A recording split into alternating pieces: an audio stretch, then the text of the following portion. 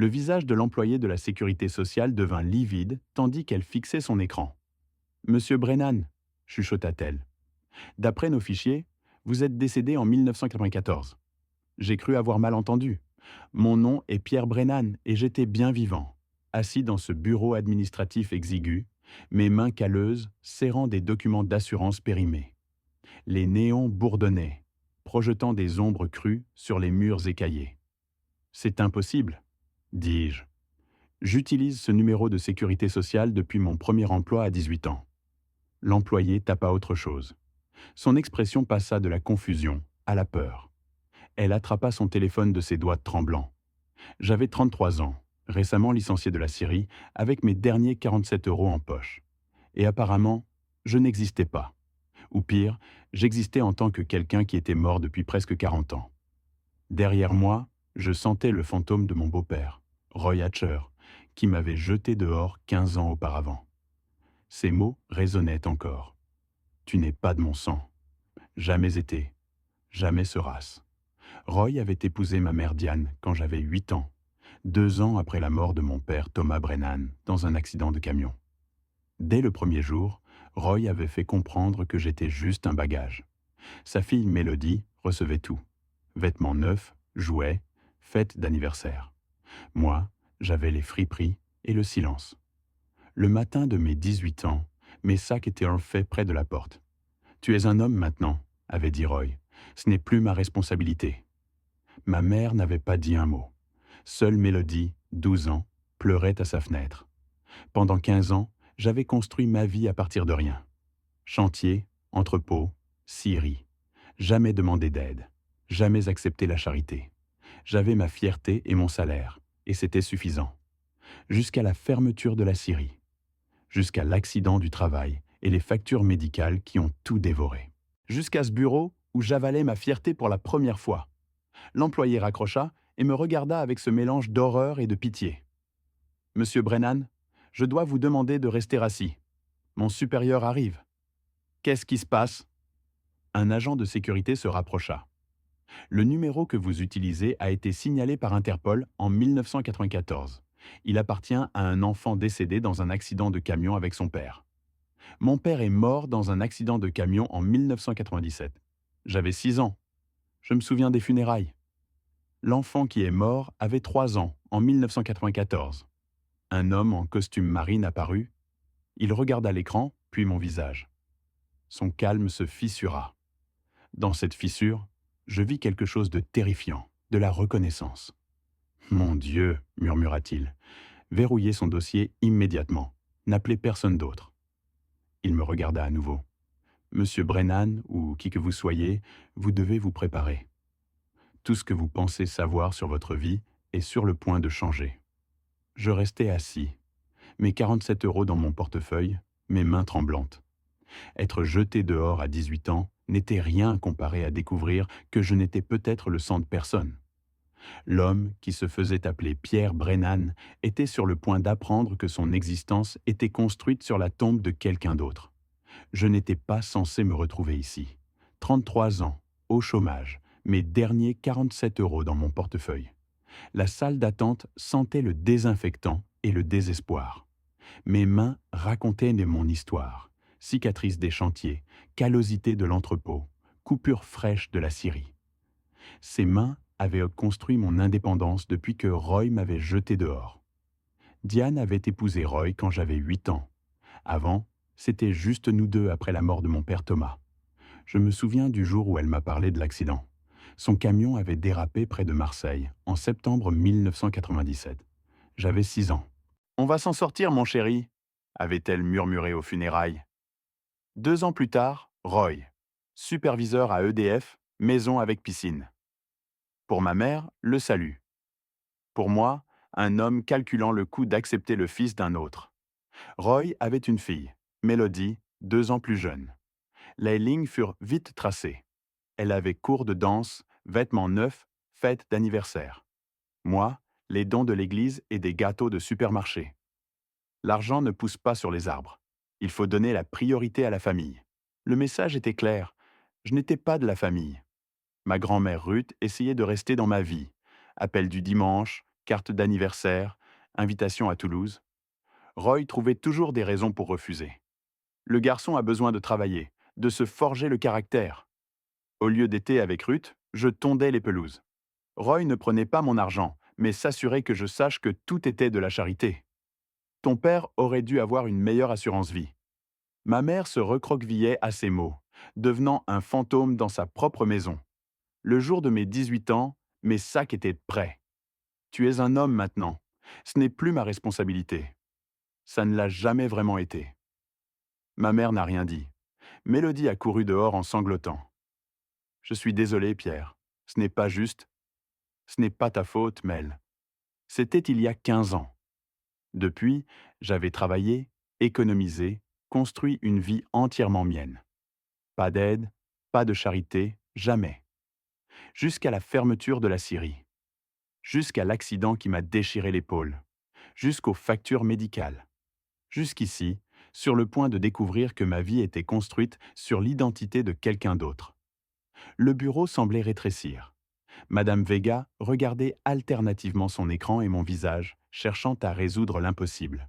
« J'ai juste besoin d'une couverture temporaire », répétai-je. « La scierie rouvre au printemps. »« J'aurai besoin de votre numéro de sécurité sociale, monsieur Brennan. » Je récitais les 13 chiffres mémorisés depuis mes 18 ans. 1,94 05 79 421 836. Les chiffres qui avaient défini mon existence dans chaque base de données, chaque emploi, chaque déclaration d'impôt. Ses doigts s'arrêtèrent. Elle effaça, retapa plus lentement. Son front se plissa. Elle se pencha vers l'écran, puis recula comme brûlée. « Monsieur Brennan, il y a un problème avec votre numéro. » « Quel problème ? J'utilise ce numéro depuis 15 ans. » Du texte rouge, des symboles d'avertissement sur l'écran. Ce numéro a été signalé par Interpol en 1994.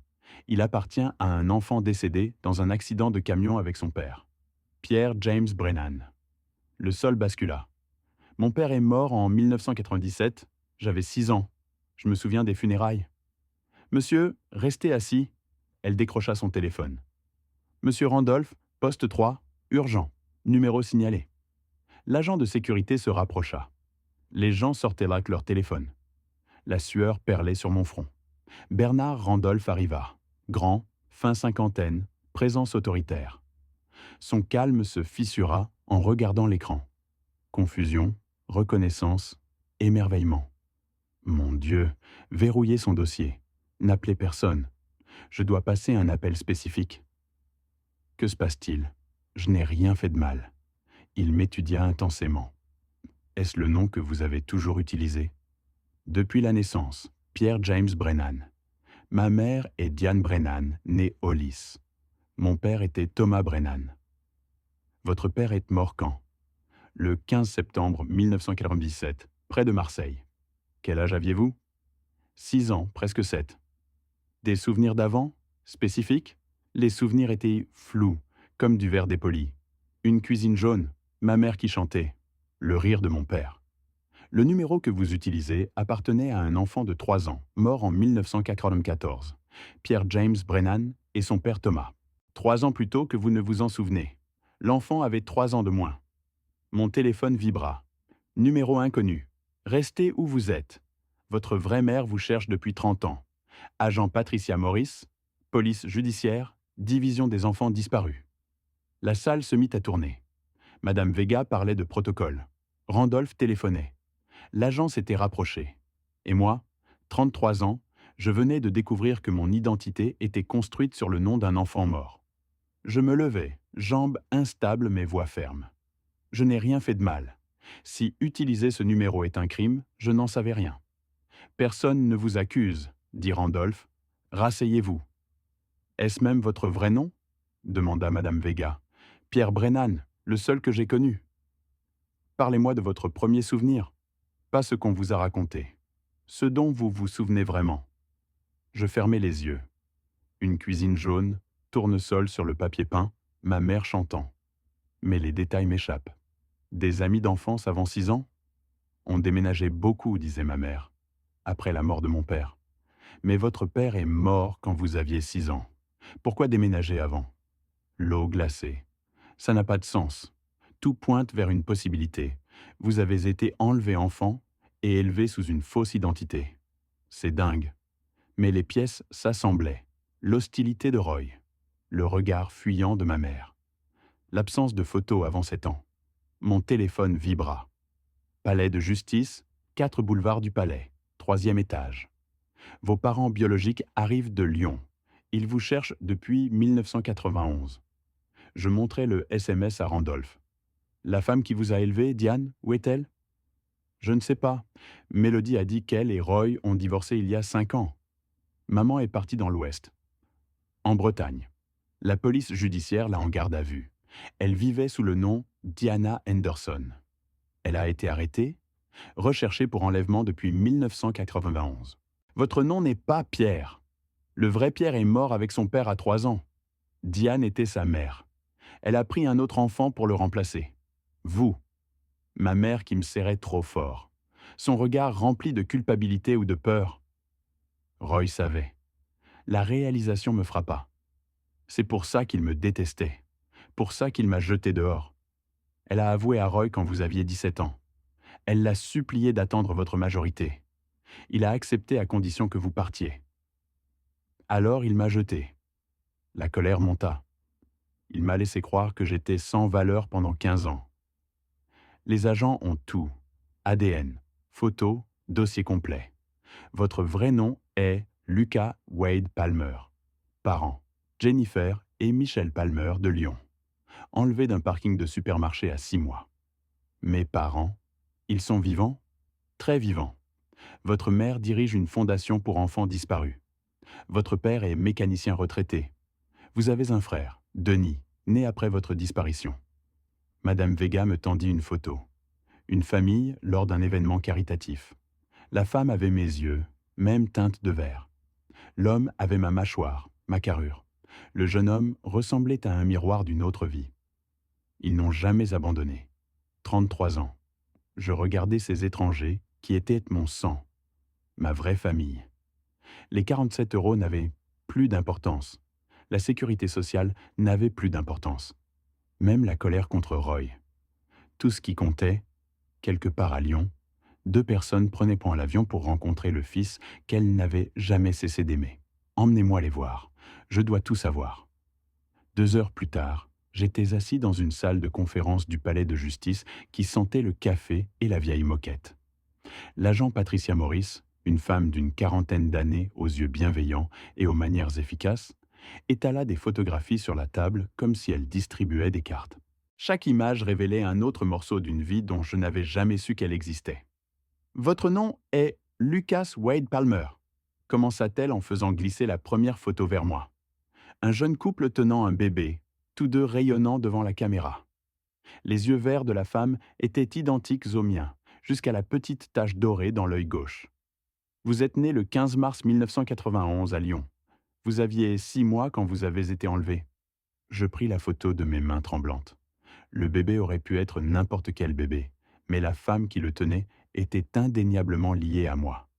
Même nez, même sourire de travers, même façon d'incliner légèrement la tête quand elle était heureuse. Le 18 septembre 1991, continua l'agent Morris en sortant un rapport de police. Votre mère, Jennifer Palmer, chargeait des courses sur le parking d'un carrefour. Une femme l'a approchée, demandant de l'aide pour des directions. Pendant que Jennifer était distraite, quelqu'un d'autre vous a pris du caddie. Le tout a pris moins de 30 secondes. Les caméras de surveillance? C'était en 1991. Les quelques caméras qu'ils avaient étaient de mauvaise qualité. Tout ce qu'on a obtenu, c'était une image granuleuse d'une femme vous portant vers un fourgon. On sait maintenant que cette femme était Diane Hollis. Elle sortit un autre document. Le vrai fils de Diane, Pierre James Brennan, est mort avec son père, Thomas, dans cet accident de camion en 1994. Mais voilà ce que vous ne savez pas. Ce n'était pas en septembre. C'était en mars. Et l'enfant avait 3 ans, pas 6. Donc tous mes souvenirs d'avoir 6 ans quand mon père est mort, fabriqués. Diane vous a probablement raconté l'histoire tant de fois que votre cerveau a créé de faux souvenirs pour correspondre. C'est plus courant qu'on ne le pense dans les cas d'enlèvement d'enfants. Les jeunes enfants acceptent ce qu'on leur dit comme vérité et construisent leur identité autour. L'agent Maurice affichait quelque chose sur sa tablette. Une femme, fin cinquantaine, toujours belle malgré l'usure de décennies de chagrin. Ses yeux étaient rouges d'avoir pleuré. Mais il y avait de l'espoir en eux, désespérés et brillants. Voici Jennifer Palmer aujourd'hui. Votre mère. Votre vraie mère. Elle n'a jamais cessé de chercher. Jamais. Elle dirige la Fondation Palmer pour les enfants disparus. Ils ont aidé à retrouver plus de 200 enfants disparus au cours des 3 dernières décennies. Votre père, Michel, a pris sa retraite anticipée de son garage de mécanique pour aider à la gérer. Votre frère cadet, Denis, est né 3 ans après votre disparition. Il a 30 ans maintenant. Il travaille comme entrepreneur à Villeurbanne. Elle fit glisser vers une autre photo. Un homme d'une trentaine d'années qui me ressemblait si j'avais vécu une vie différente. Même carrure, même main, mais ses yeux portaient une aisance que les miens n'avaient jamais connue. « Ils sont tous ici ?» demandai-je. « Dans ce bâtiment ?»« Dans la pièce d'à côté. Ils ont pris l'avion dès qu'on les a appelés. »« Lucas, il y a autre chose que vous devez savoir. » L'agent Maurice sortit un autre document. Roy Hatcher coopère pleinement. Il nous a tout dit. Qu'est-ce qu'il savait? Quand vous aviez 17 ans, Diane s'est saoulée un soir et a tout avoué. Elle a dit à Roy que vous n'étiez pas vraiment Pierre, qu'elle vous avait pris après la mort de son fils parce qu'elle ne pouvait pas supporter le vide. Roy allait la dénoncer immédiatement, mais elle l'a supplié. Elle a dit qu'il ne vous restait qu'1 an de lycée. Elle lui a demandé de vous laisser finir, devenir légalement adulte avant que votre monde n'explose. Alors, il a accepté d'attendre, puis m'a jeté dehors à la place. Il pensait qu'il vous protégeait de la vérité. À sa manière tordue, il croyait que vous rendre indépendant était mieux que de vous laisser découvrir que toute votre vie était un mensonge alors que vous étiez encore mineur. C'est pour ça qu'il disait toujours que je n'étais pas de son sang. Il savait que je n'étais le sang de personne. Du moins, pas celui que je pensais. L'agent Maurice secoua la tête. Vous vous trompez. Vous êtes le sang de quelqu'un. Vous êtes le sang de Jennifer et Michel Palmer. Ils saignent depuis 33 ans. Ils attendent ce moment. Elle se leva, marcha vers la porte. « Êtes-vous prêt ?» Je hochai la tête. Même si prêt était la dernière chose que je ressentais. La porte s'ouvrit et le temps s'arrêta. Jennifer Palmer se tenait là, figée dans l'embrasure. Elle était plus petite que je ne l'avais imaginé, peut-être 1,65 m, mais sa présence remplissait la pièce. Sa main couvrit sa bouche et les larmes coulèrent sur son visage.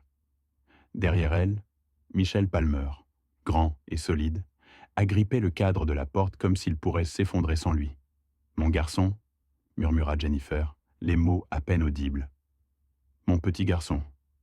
Elle fit un pas en avant, puis un autre, se déplaçant comme si elle avait peur que je disparaisse si elle bougeait trop vite. Quand elle m'atteignit, sa main monta lentement, touchant mon visage comme pour s'assurer que j'étais réel. « Tu as le menton de ton grand-père » dit-elle en riant à travers ses larmes. Je me suis toujours demandé si tu grandirais pour lui ressembler. Michel avança alors, ses mouvements prudents et mesurés. « Lucas » dit-il, sa voix rauque d'émotion. « On n'a jamais abandonné, pas un seul jour. »« Je ne me souviens pas de vous, » dis-je, détestant comment ça sonnait, mais devant être honnête. « Je suis désolé, mais je ne me souviens d'aucun de vous. »« Tu avais 6 mois, » dit Jennifer, sa main toujours sur mon visage. « On ne s'attend pas à ce que tu te souviennes. On voulait juste que tu rentres à la maison. » Puis elle me serra dans ses bras, et quelque chose en moi qui avait été gelé pendant 33 ans commença à dégeler. Les bras de Michel nous entourèrent tous les deux, et j'étais entouré de quelque chose que je n'avais pas ressenti depuis avant que Roy ne me jette dehors. Peut-être jamais. Ce n'était pas juste de l'amour, c'était l'appartenance. Une véritable appartenance de sang profond. Derrière eux, Denis apparut dans l'embrasure, restant en retrait, mais regardant avec des yeux qui reflétaient les miens. Mon frère, mon vrai frère. « On a tellement de choses à te raconter, » murmura Jennifer contre mon épaule. « Tellement de temps à rattraper. Mais d'abord, bienvenue à la maison, Lucas. Bienvenue à la maison. » 3 mois plus tard, je me tenais dans ce qui avait été ma chambre de bébé à Lyon. Jennifer, ma vraie mère, l'avait gardée exactement comme elle était le jour de ma disparition. Le berceau contenait toujours l'ours en peluche qu'elle avait acheté pour mon premier Noël. Les murs affichaient toujours la frise de l'alphabet qu'elle avait peinte elle-même pendant sa grossesse. Dans le placard étaient suspendus de minuscules vêtements qui avaient attendu 33 ans un bébé qui n'était jamais rentré à la maison. Je ne pouvais pas le changer, dit Jennifer depuis l'embrasure. Michel voulait le faire après 10 ans, mais je savais que tu reviendrais. Une mère sait. La maison Palmer n'avait rien à voir avec la maison froide et divisée de Roy. Des photos de famille couvraient chaque surface, y compris des dizaines de photos de progression d'âge de ce à quoi je pourrais ressembler à 5, 10, 15, 20 ans. Ils avaient célébré mon anniversaire chaque année avec un gâteau et une chaise vide. Denis m'a dit qu'il avait grandi en parlant à son frère disparu, partageant ses secrets avec ma photo, promettant de m'apprendre à faire du vélo quand je rentrerais à la maison. La vérité sur Diane avait été plus difficile à traiter. Elle avait été condamnée à 15 ans pour enlèvement. Pendant ses aveux, elle s'était complètement effondrée, décrivant comment elle avait perdu la raison après la mort de son fils. Elle était dans ce même supermarché, m'avait vu seule dans le caddie pendant juste un instant et avait pris une décision qui avait détruit plusieurs vies. Elle avait utilisé l'identité de son fils mort pour moi, déménagé constamment pendant les premières années pour éviter la détection, et avait fini par croire son propre mensonge si complètement qu'elle avait presque oublié que je n'étais pas vraiment Pierre. Roy avait obtenu une mise à l'épreuve pour ne pas avoir signalé le crime quand il l'avait appris. Mélodie m'avait contacté après avoir vu la couverture médiatique. Je me suis toujours demandé pourquoi papa te détestait tellement, avait-elle dit quand on s'était rencontrés pour un café. Maintenant, je comprends. Il avait peur que la vérité éclate. Peur que maman aille en prison. Peur de tout perdre. Il a choisi la solution du lâche. On construisait quelque chose comme une relation fraternelle maintenant, même si c'était compliqué par la connaissance que sa mère m'avait volée à la mienne. Les Palmer ne m'avaient pas juste donné une famille, ils m'avaient donné un but. La fondation que Jennifer avait créée avait été sa façon de canaliser le chagrin en action. Maintenant, j'y travaillais aussi, utilisant mon histoire pour donner de l'espoir à d'autres familles. On avait retrouvé 12 enfants disparus l'année dernière. Chaque réunion guérissait quelque chose en Jennifer, et en moi aussi. Denise et moi travaillions ensemble dans la construction maintenant. Il possédait une entreprise de sous-traitance et m'avait immédiatement fait venir comme associé. 30 ans, c'est long pour être fils unique, avait-il dit mon premier jour. J'ai beaucoup de trucs de frangin en réserve. Il ne plaisantait pas. Sortie de pêche le week-end, m'apprendre à restaurer des voitures avec Michel, dîner de famille où personne ne comptait qui ait du sang, et qui ne l'est pas, parce qu'on l'est tous. Ma grand-mère, Ruth, qui pensait être ma grand-mère biologique toutes ces années, m'appelle toujours son petit-fils. Quand elle a appris la vérité, elle a conduit directement à Lyon. Je me fiche de ce que dit l'ADN, a-t-elle dit au Palmer. J'ai aimé ce garçon pendant 25 ans. Ça fait de lui le mien aussi. Les Palmer l'ont accueilli dans la famille sans hésitation. Maintenant, j'ai plus de grand-mère que je ne sais qu'en faire. Les 47 € que j'avais dans mon portefeuille ce jour-là, au bureau de la Sécurité sociale, sont encadrés sur mon bureau à la Fondation. Ils me rappellent que toucher le fond peut parfois être une rampe de lancement. La blessure à la Syrie qui m'a forcé à demander de l'aide. L'argent de l'indemnisation est allé directement à la Fondation. On l'a utilisé pour mettre à jour notre logiciel de progression d'âge et embaucher un enquêteur à temps plein. Mais la plus grande révélation est venue de l'étude de mon dossier. Le supermarché où j'avais été enlevé avait fait l'objet de 3 enquêtes. Chaque fois, ils étaient à un entretien près de trouver Diane. Un client l'a vu, mais n'a pas pensé que c'était assez important pour le signaler. Un agent de sécurité a remarqué le fourgon, mais n'a pas noté la plaque d'immatriculation. Une personne aurait pu tout changer, mais ne l'a pas fait. Maintenant, quand je parle lors d'événements de la Fondation, je dis aux gens ceci. Si vous voyez quelque chose, dites quelque chose. Ce sentiment dans vos tripes que quelque chose ne va pas, faites-lui confiance. Vous pourriez être la seule personne qui ramène quelqu'un à la maison. J'ai passé 33 ans en tant que Pierre Brennan, vivant comme le fantôme d'un garçon mort en 1994. J'ai été jeté à 18 ans par un homme qui disait que je n'étais pas de son sang, ne sachant pas que j'étais le sang de quelqu'un d'autre. Quelqu'un qui n'a jamais cessé de chercher, jamais cessé d'espérer, jamais cessé de m'aimer. Parfois, les pires moments de nos vies ne sont vraiment que des portes vers qui nous sommes censés être. Ce numéro de sécurité sociale défaillant n'a pas juste révélé mon passé. Il m'a donné un avenir, une vraie famille, un but, une vérité qui vaut plus que n'importe quel mensonge, peu importe combien de temps je l'ai vécu.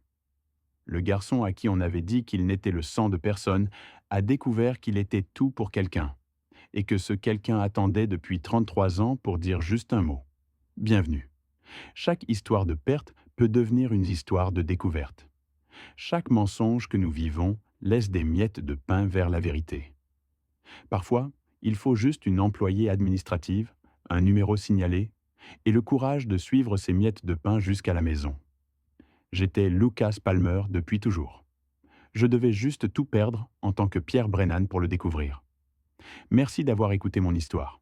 Si elle t'a touché, laisse un like, écris en commentaire ce qui t'a le plus parlé et abonne-toi à la chaîne.